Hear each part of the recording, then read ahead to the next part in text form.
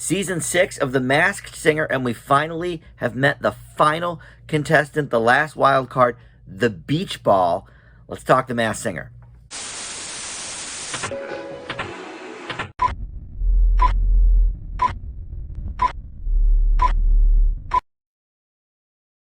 Hey guys, Dan here. This is Dan Reviews It. Welcome to The Masked Singer recap and reaction video. We're in Group B now, and we have met all of the contestants after tonight. The beach ball was our final wild card, and it was revealed, I guess, a couple of days ago. One of you had let me know in the comments that there were actually 2 people inside the beach ball. So I knew that going into this episode. You know, look, if you're watching this video, I feel like you probably already watched the episode. So, you know, we're going to get a little spoilery right up top here. The beach ball is the one that got sent home. So we're going to go in order of the singers as we always do. The beach ball sang last, so we'll do the reveal last. But I'm not sure what I think quite yet about that beach ball. I'm, you know, a kind of guy that just does the video straight up here. I don't do a ton of research. I watch the episodes, I write down the clues, and I present them to you. So sometimes inspiration strikes me as I'm sitting here. Other times, maybe not. Sadly, I think I know one of the people in the beach ball, but I don't think I know the pair, so I'm gonna have to go a different direction. But anyway, Joel McHale was the guest for tonight, and they decided to do a giving thanks episode for the clue packages, which is I think pretty dumb, because of course Thanksgiving isn't for weeks, but they even said up front, well, it's November now, so that means time to give thanks. Okay, whatever floats your boat here. So let's start off with the Mallard. That was the first one to sing, and he said that he is thankful for his family. He rose to fame as part of a famous one, and we see an Allen wrench and an Abe Lincoln portrait, and we see him throwing bread along with his family. And then he says he's been under scrutiny as well for things that some of his family members have said, and we see a toy whale. And then he said that Luke Bryan is like his family, and he wants to do him proud with this song. So he sang Play Something Country. And then here's one where we actually got a friend video from the person. We've gotten a few of these, I guess just one each week. But this one was Chris Pratt. And we sort of knew something about Chris Pratt because he said something about him in one of the earlier episodes. But Chris Pratt said, you know, last time he was with him, they were catching frogs together. Can you send somebody to pick me up? You know, ha, ha, ha. Okay. And then after the performance, we saw a little balloon drop, turkey drop kind of thing, with a one-word clue on it, and the clue from Mallard was crown. All right, so look, a couple of weeks ago, you guys led me in a certain direction, and no one on the panel has said this yet. We heard Billy Ray Cyrus tonight, which we've heard before, Kiefer Sutherland, Jack Osborne, or John Rich from Big and Rich. Jack Osborne, I didn't hate that clue, or that guess, because of course the Osborne family. Kiefer Sutherland also comes from a pretty famous family. But look, you guys had led me in a particular direction a couple of weeks ago, and the clue package tonight, I mean, it couldn't have been more obvious. I guess because the panel hasn't gotten there yet, they're really throwing us some obvious ones. But Willie Robertson from the Duck Dynasty. There's so many clues here that make sense for this just in tonight's package. First of all, you know, rose to fame as part of a famous family. That's obviously the Robertson family from Duck Dynasty. Under scrutiny for things that family members have said. Well, of course, you know, I mentioned that earlier, that I don't particularly care for the Duck Dynasty guys because the patriarch of the family, who is not Willie, by the way, made, you know, some anti-gay comments, you know, so F that family, you know, in my mind. But here he is saying, you know, I've come under scrutiny for things family members have said. That makes it pretty clear with that. They do have a brother named Allen, so the Allen wrench with that. I don't know if there's a family member named Abe too, but for the Abe Lincoln poster. But then the throwing of the bread, you know, they make duck decoys, so that's obvious. And then even the toy whale, you know, could be a reference to Free Willy, Willie Robertson. because it was, the famous movie with the orca. And then what was the other thing I was thinking? Oh, for the one word crown, the dynasty, the British dynasty wears crowns.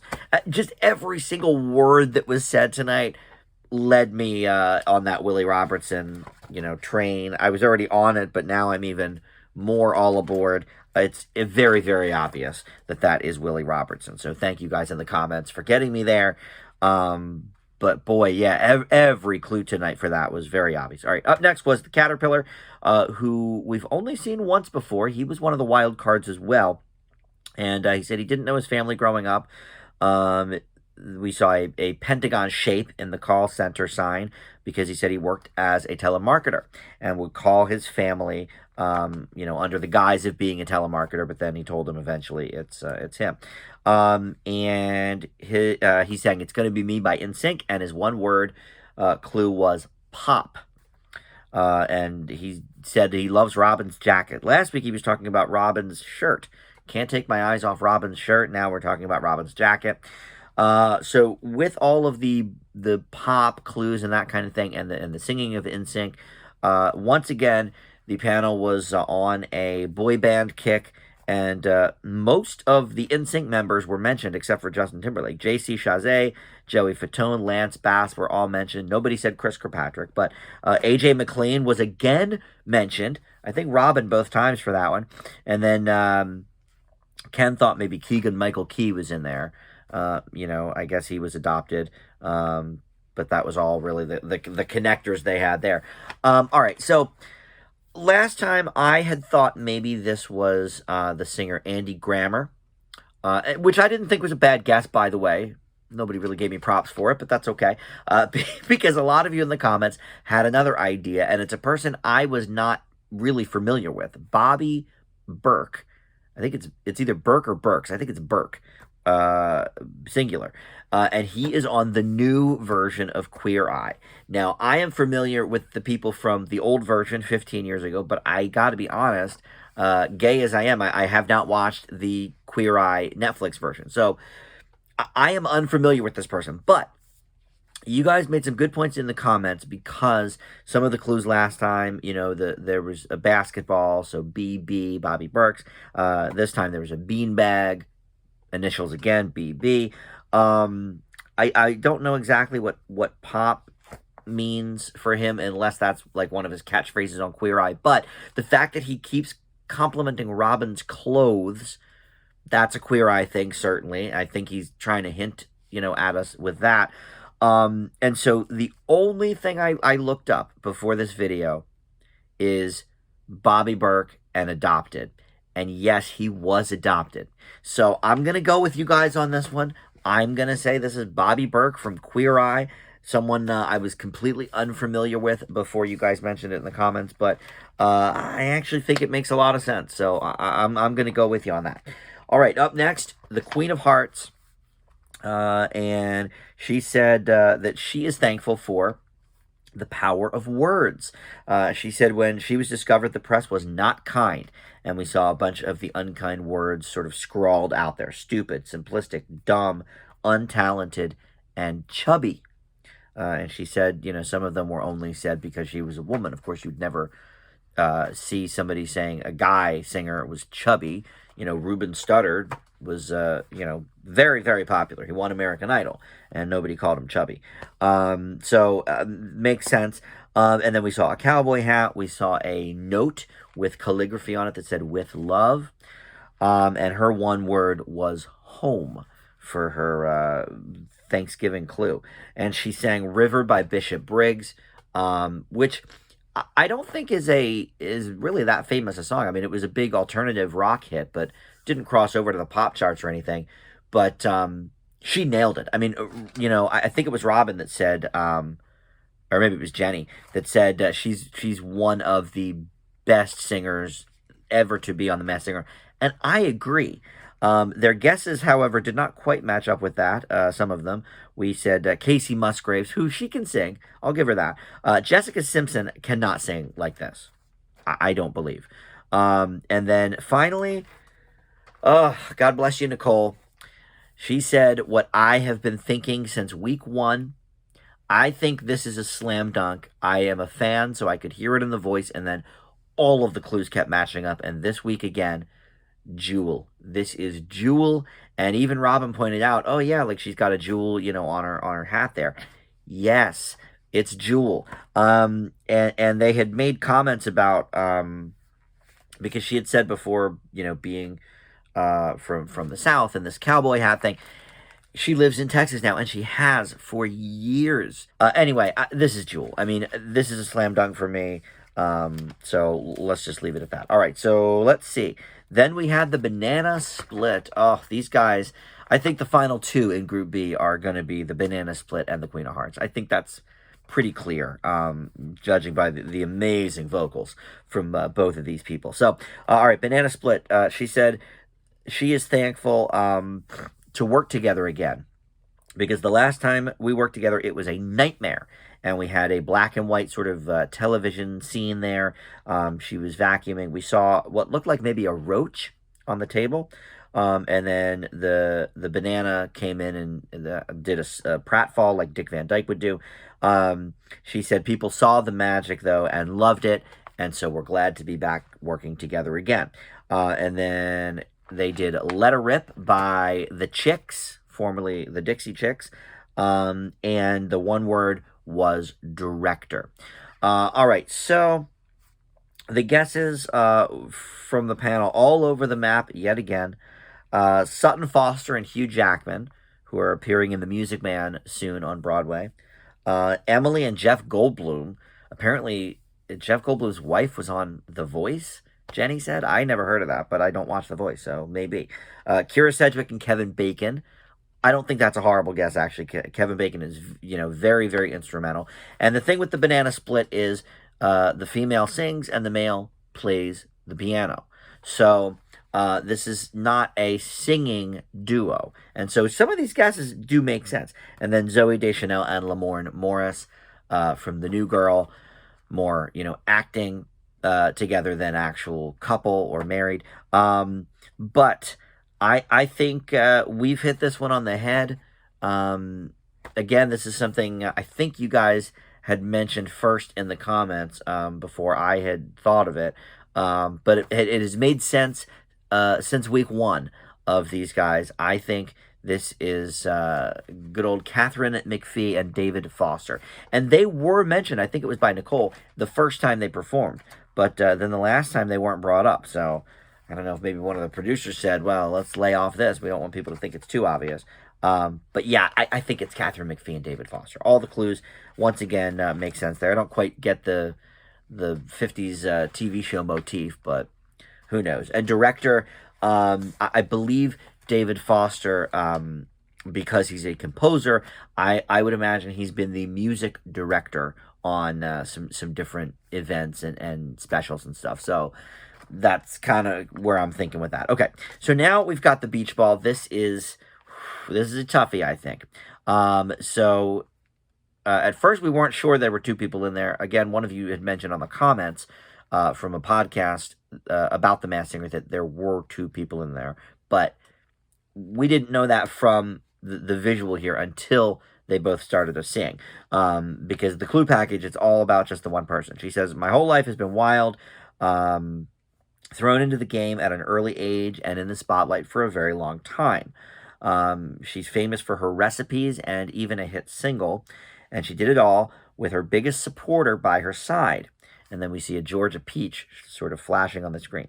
But we went our separate ways recently, she said, and then we saw a train track crossing sign, and she said that they were reteamed when they found out I was doing the show. Which is sort of, but I wrote that down with a question mark, because I'm like, I was pretty sure nobody was allowed to know if you were doing the show. Like, not even your family's supposed to know. But maybe the producers reached out to her or something. I don't know. But so anyway, they sang Party in the USA, and it was horrible. It was not so much singing as strangling. It was, I mean, we've had some questionable performances on this show. Certainly the Wendy Williams lips was horrible. But this was, I mean, this is in the 6 seasons of this show. this has got to be up there in the bottom 3. I mean, it was horrendous. So here are the guesses from the panel. Dakota and Elle Fanning, Kat Dennings and Beth Bears, 2 broke girls, and then some people from the Kardashian and Jenner world, Kim and Khloe, or Kendall and Kylie were talked about. Okay, so the guesses going into the final here, as the beach ball certainly got eliminated. Ken's initial guess of Kim and Khloe, he stuck with that. Jenny thought it might be Kim, someone, and Erica Jane. Nick Cannon said them and put up the pictures. I'm like, I have no idea who these people even are. So I just wrote Kim plus Erica Jane. But she changed it anyway. She, at the end, went with Snooki and JWoww. Joel McHale thought it was Tiffany Poehler. Again, don't know who that is. And Tori Spelling, who have never worked together and have no association. So they sort of left him out of the room on that one. And he ended up switching to Snooki and JWoww as well. Nicole went with Kristen Wiig and Annie Mumolo from Barb and Star Go to Vista Del Mar. Not a horrible guess, but, I mean, we've heard Kristen Wiig sing, I think, on SNL before. I think she's okay. I don't think she's as good as, like, Maya Rudolph or something, but I think she's all right. And then Robin, Kat Dennings, and Beth Bears, and he stuck with that towards the end. Okay, so here's where I am on this. I actually thought from the clue package, long before they said it, I was thinking Snooki and JWoww as well, because I feel like they're going this season for themed sort of packages with the costumes. You've got Duck Dynasty guy for the Mallard. You've got Jewel as the Queen of Hearts with a big old jewel on her head.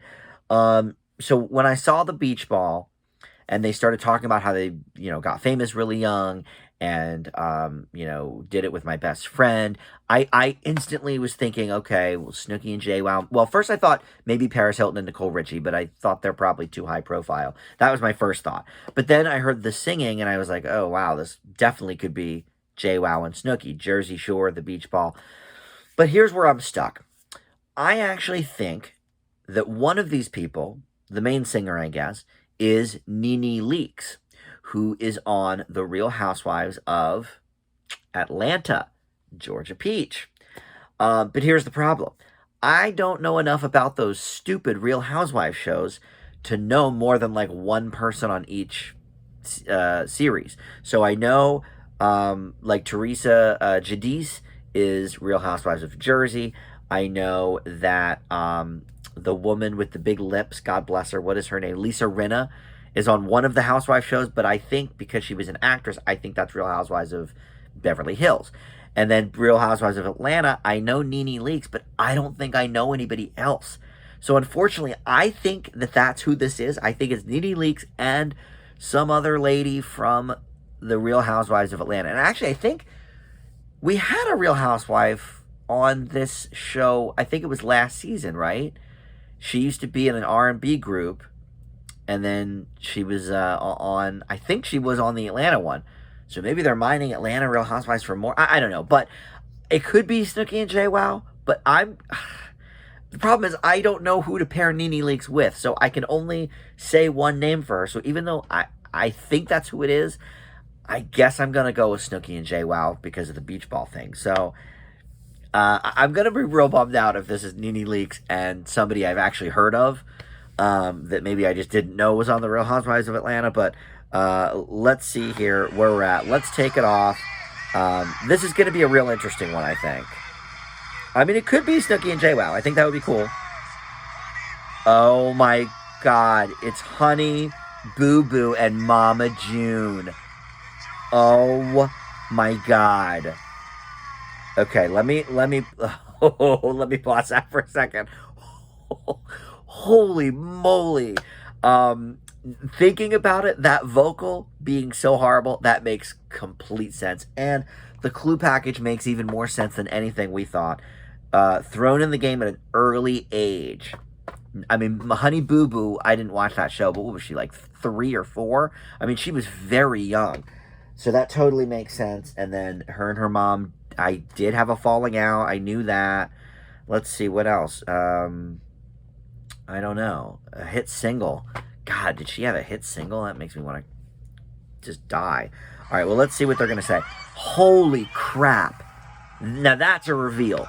I would not have guessed that. Wow, it's funny we were all guessing reality people though for the most part, except for Kat Dennings and Beth Bayers. All right. Oh, God bless. I mean, she's maybe 18 by now. I don't know. Mama June, man alive. They're not giving me any clues though. Usually they pop up little things that say, "Oh, this is what that clue means." I guess because the clues were so obvious, maybe. All right. Well, they're not saying any of them, but all right, whatever. Oh wait, the peach. Oh, they are from Georgia. Okay, man. All right, now they're talking about how they parted ways or whatever. Okay, we know that. Mama June was on drugs and then she married somebody. I read the tabloids. All right, well, that is a shocker. Did not see that coming. I'm actually really glad it wasn't Nene Leakes and somebody else because I would have been mad if I got it half right. No clue. That is wild. And yes, the exact caliber of person that would do this show. The fact that Ken is guessing freaking Kim Kardashian. Yeah, dude, come on. She's not doing the Masked Singer. I can guarantee you that. But all right, so that is it for the week, and that's it for everybody that is performing. So far, now I've given all my Group B thoughts tonight. I guess we should wrap up Group A real quick. Who's still left on this show? The Skunk, that's Faith Evans. Let's see. The Bull. That's Todrick Hall. The problem is I've written so much I don't actually have room to write my guess. I write all their guesses and all the clues. All right, then Hamster got voted out. That was Rob Schneider. Who else is left? Some of the wild cards. Pepper, that's Natasha Bedingfield. And I think that's it. Oh, and the Jester from last week. Okay, the Jester. I do want to point this out before Group A performs again. I think the Jester is Johnny Rotten. I want it on the record. I thought it was Jack Black last week, but I thought maybe he was probably too big to be doing the show, too famous. But a couple of you actually in the posts last week in the comments had mentioned Johnny Rotten. And as soon as the first one came up, I think it was Nyan and Dude on the Tube, both were shooters, saying it at the same time. And as soon as I read the first one, I was like, yeah, no, that actually totally makes sense with the clue package and with the voice. So I think Jester is Johnny Rotten. I'll go on the record as saying that. All right, and now we're going to wrap it. Thank you for watching. We'll see you next time for The Masked Singer. Bye.